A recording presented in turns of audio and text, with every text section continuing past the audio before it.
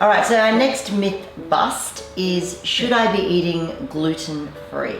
Yeah, so that's a big one. A lot of people are adopting a gluten-free diet at the moment. And Can I ask, before we get into the ins and outs of gluten-free, not gluten-free, can you talk to us a little bit about gluten as such, so that people kind of get their head around it, just in high-level terms? Yeah, gluten, it is a protein that is present in wheat, barley and rye, and also oats, but small levels.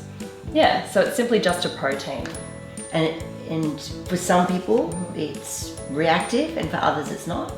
So for people with celiac disease, which is about 1 in 70 Australians, it is a problem. What happens is it actually damages the lining of their small intestine, which actually makes them not absorb foods and nutrients that well, and it can have quite damaging effects. So that's probably the only group where it actually causes a health problem with. Okay, but that's 1 in 70. 1 in 70, yes. All right, so outside of people with celiac disease, what effects could gluten have or not have on the general public? Okay, so there's some people that think they have a gluten intolerance. So they may be having bloating, pain, sort of irritable bowel symptoms. Sure. So I've heard people say that. Yeah. Oh, I've got a gluten intolerance. Yeah, absolutely. And they're noticing that they're reacting to wheat and bread and so forth. So they have assumed it's gluten and have taken wheat out of the diet or gluten out of the diet, and their symptoms have improved.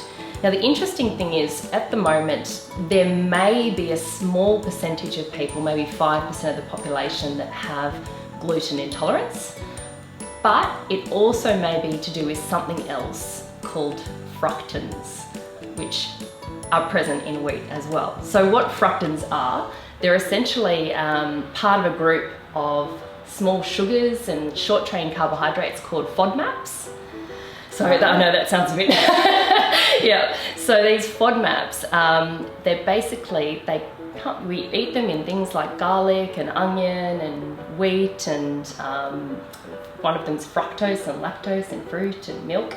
And for the general population, they're okay, but for some people, they will react to these Fodmaps, and they basically can't digest them properly. They'll get bloating and pain and diarrhea and all the horrible symptoms. Right, so it may not necessarily be gluten that's causing it, but these Fodmaps or fructans. Fructans are the ones that are actually in wheat. Yeah, so but Fodmaps is the largest sort of group of these sugars or short-chain carbohydrates. But yeah, the fructans are the ones that are in wheat, which is actually just a short-chain carbohydrate, not the protein component. That's interesting, because I know a few people that have had, I've got, said to me, I've got a gluten intolerance, but then, and they take the gluten out or they take wheat out and they see some improvement.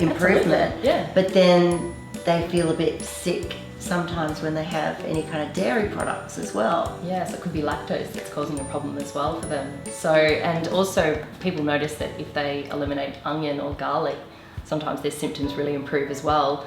And that's again to do with the fact that it's not necessarily the gluten, it's these Fodmaps. Yeah. Okay, so should we or should we not eat gluten-free? Back to the myth. I mean, now that you've explained that.